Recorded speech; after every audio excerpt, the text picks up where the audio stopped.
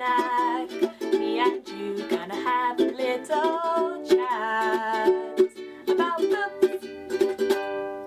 Hi guys, so I am here today for BooktubeSFF Babbles number 4. I have been so loving doing these. I have been really enjoying seeing all of your comments and all of your wonderful responses. If you guys don't know what BooktubeSFF Babbles is, it is a series that is in conjunction with the BooktubeSFF Awards. I am the judge for the BooktubeSFF Awards, and Paul from A Common Touch of Fantasy decided to come up with this brilliant idea of getting the community involved, talking about science fiction and fantasy with a topic each week that we can all contribute to. This week's topic is favourite fantasy. So some of your favourite series, some of your favourite authors, and what you love about them, why you want people to read them. So this is easy for me. I will say I'm only going to list 6 authors this time, although I love all their books. There are so many more authors than just 6 that I adore in fantasy. I read a lot of fantasy. I have a good grounding in current day fantasy, not as good in historic fantasy, but I love fantasy as a genre. It's my favourite genre. It's something I know a fair amount about, and it's something that I really, really enjoy. So I will say that if you want to know all of my favourite authors, then I will put a link to my favourites Goodreads shelf, and on there I have all of my favourite books since I started Goodreads, which is 3 or 4 years ago now, so there's a lot. I think there's about 150 plus on that shelf. So go and check that out and you will see all of my favourite series, not just the ones I'm going to be talking about today. With all of that said, let's get started. If you guys have been on my channel for a while, at least since last year, you will know that last year I discovered and read Robin Hobb. I love Robin Hobb. She is my favourite author and I absolutely adore all of her work, or all of the work I've so far read, which is mainly the Realm of the Elderlings books. I think she is fantastic. I think she is an author who grew on me book by book, but hooked me in really quickly. She has multiple different series, all set within the Realm of the Elderlings. She has the Farseer books, which is a trilogy, focusing on a main character called Fitz, who is a bastard son of the prince, gets involved in being an assassin, and basically lives in a world where magic is abundant, but people are scared of it. And they don't believe in it, and they don't want to believe in it, and this causes lots of problems for people who have magic. It is fantastic. However, it's the first step on a long journey. The Farseer books are then followed by the Live Ships trilogy. This trilogy focuses on the same world as the Farseer books, but is set further down south on that world and is much more focused on a multiple cast of characters with some really interesting ship and navy focus. This focuses on characters who have ships that are alive. The figurehead of the ships can talk, and they have their own personalities, which are cultivated by people from the family who own the ship dying on board. Sounds like a weird idea, but somehow she makes it work, and the characters within this, who are female and male, are fantastic. She has a great focus of balanced female and male characters. She's also very not afraid to do nasty stuff to her characters, and I love that. This series is then followed by the Tawny Man books, which are again set in the same world and return to the character of Fitz when he has been living his life for a long period of time. We return to him as he's an adult and see what's been happening with him since, and see him go on another adventure. The final book in this trilogy is called Fool's Fate. It is my favourite book of all time and I adore it. However, you can't read it without reading all 9 of the previous, so bear that in mind. It's a big commitment, but it's so worth it. I love her stuff and I would highly recommend it to all of you. The series after that, again set in the Realm of the Elderlings, is the Rainwild's Quartet. This is a more light series. It still focuses on the same world, it's focused in the same region as the Live Ship books, but we have a new set of characters mostly, and although we do get some crossover, this one feels a little bit more naive. It feels a little bit more focused on the romance, a bit more like a YA series because lots of the characters are young adults. However, I still really enjoyed this and I would definitely say it's still an integral part of the overall series. And then from that we go on to the Fits in the Fall series, which currently has 2 books out but will have a 3rd one hopefully next year. I'm not entirely sure it's been confirmed yet, but hopefully next year. I don't think it's going to be a quartet, I think it will be a trilogy. I'm not sure if she's writing even more after that, but this series again is returned to Fitz as a character, and we see him as he's even older and had even more adventures in his life. Basically, when it comes to Robin Hobb, read all of the Realm of the Elderling books and you will fall in love. And if you don't, then you don't. But I did, and I loved it, and I did buddy reads, and I discussed this series inside and out, and I am a die-hard fan of Robin Hobb since reading these books. And I will say that the first series in this does take a little while to grow on you completely. I think the second series really cemented her as a great author for me, particularly the second book in the second series was my favourite, but as a whole I think she's an exceptional author and I would 100% recommend any of the Realm of the Elderling books.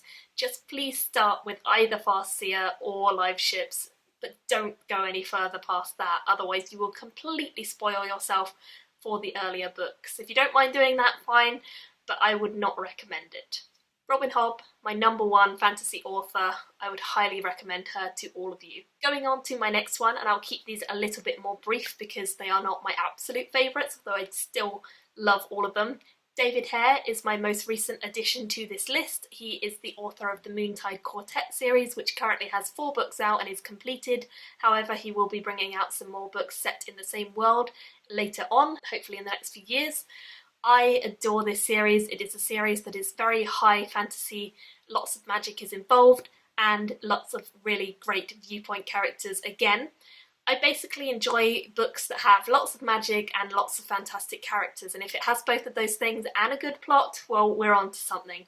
I do think Robin Hobb and David Hare both know how to do all of this in an exceptionally great way. The Moontide Quartet is fantastic. All of the books in the series got either a 4, 4.5 or 5 from me. I feel like this series is made for me. It's one I adore and I love the characters from within this. I think it's such a fantastically written series. If you like something like Game of Thrones, or if you've heard about Game of Thrones but you don't want to necessarily try Game of Thrones because it's overhyped, then try this series. It's really wonderful. It has more female characters who are strong as well as male characters who are strong and exciting to read about, but it just works as a series and it makes me happy and it makes me excited every time I read it, and it's one I would hugely recommend you checking out if you haven't already. I have done reviews for all of these, so I'll link them below, as I have done reviews for all of the Robin Hobb books. Again, I will link them below. Go and check all of them out if you're interested in any of these series that I'm mentioning for more details and more in-depth reviews. The next one I have on my list is Game of Thrones, which is by George R.R. Martin. This is currently supposed to be a 7-book series. At the moment we only have 5 of those books out, and the other 2 will be coming at some point in the future, although no one knows when because it hasn't been confirmed, and George R.R. Martin is a slow writer. Unfortunately, I love this series, even though it's one of those series that I don't know if we'll ever see the end.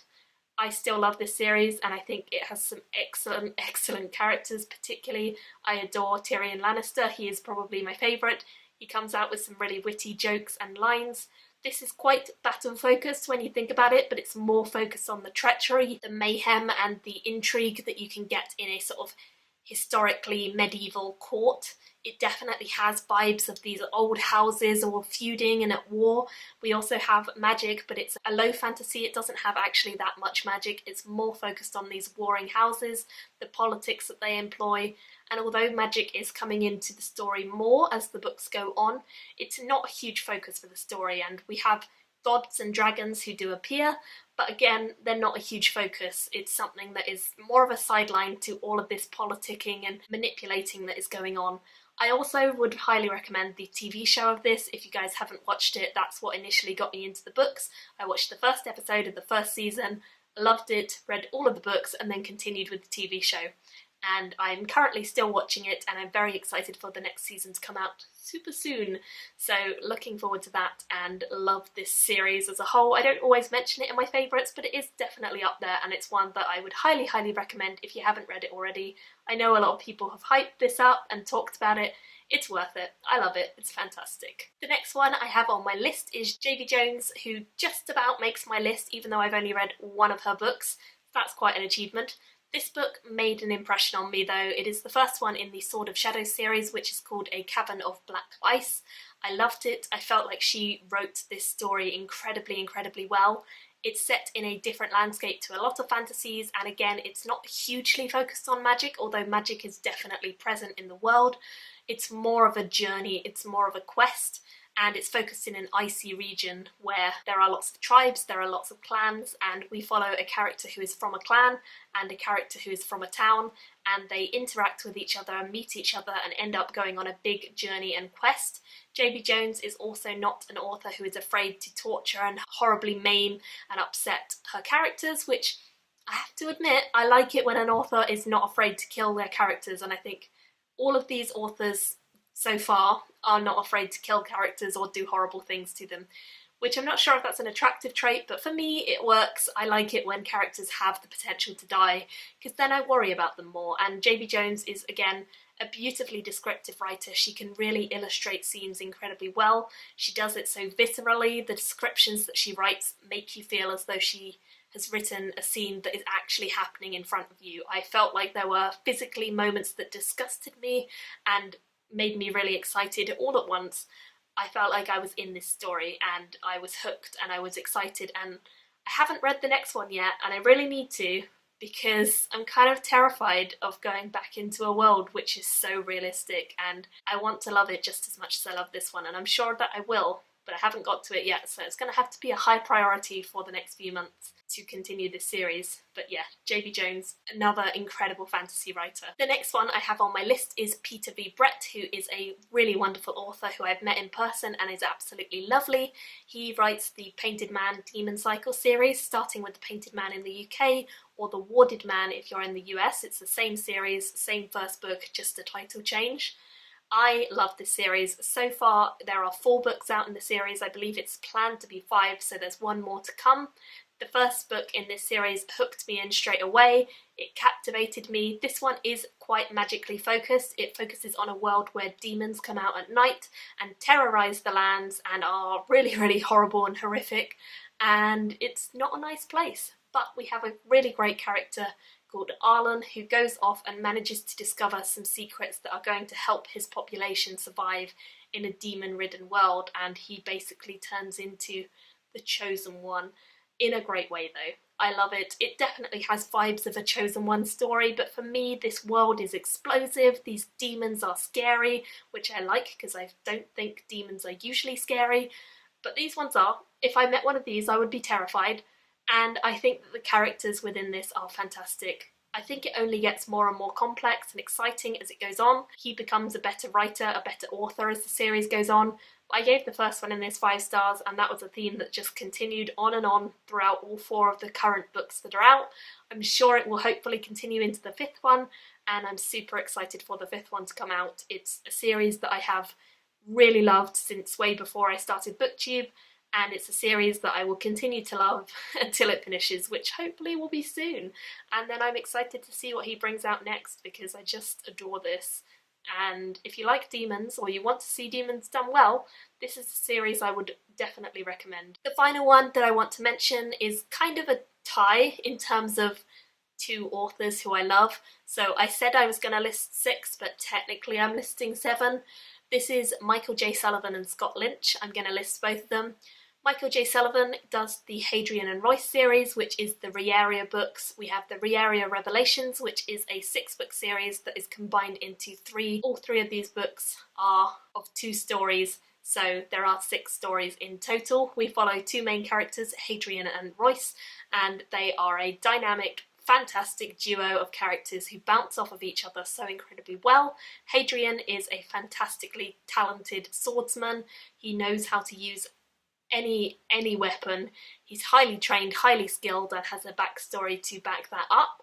We also have Royce, who is a very cynical character, very dark character, has a shady past that no one knows too much about, and together they form a thieving, conniving, manipulative duo who is able to do any job you give them and do it well, and make jokes along the way. I love the 2 of them. I've read all of the books in the Riaria series, As I say, we have the Re-Area Revelations, which is what I started with, the first one being Theft of Swords, and then we have the Re-Area Chronicles, which is a prequel series, although I would advise you read this after you've read the Revelation series, because I think you'll get a little bit more out of it, starting with The Crown Tower. Either of these you could start with. I would say go for Theft of Swords, but it is up to you. It would work the other way round. I love this series. I love Hadrian and Royce, and I think they are incredible. The reason I said that they were tied with another author is because I'm going to also mention Scott Lynch, who is the author of the Gentleman's Bastard series, and this is also a kind of sword and sorcery series, but this one focuses on Locke and Jean, who are another duo that I just adore. Locke is a character that we meet in the first book called Lies of Locke Lamora, and he doesn't really know his family. He's an orphan, but he gets adopted by Father Chains, who is a preacher of some kind, and he gets brought into this sort of thieving guild, essentially, who plan all of these crazy heists and crazy things that they end up executing with superlative ingenuity, and they are very clever books, these ones. I would say the same about Michael J Sullivan. I think he's a clever writer and he makes the strings come together really well, but I would say that Locke and Jean have a relationship that is just, it's different to the one that Royce and Hadrian have, because they're different characters, but they again bounce off of each other incredibly well. Locke is ingenious, he's small, he's clever, he's got really great talent and really great idea, and again Jean is the one who is a little bit more bulky, I suppose, and able to wield the weapons, but again they work so well as a duo.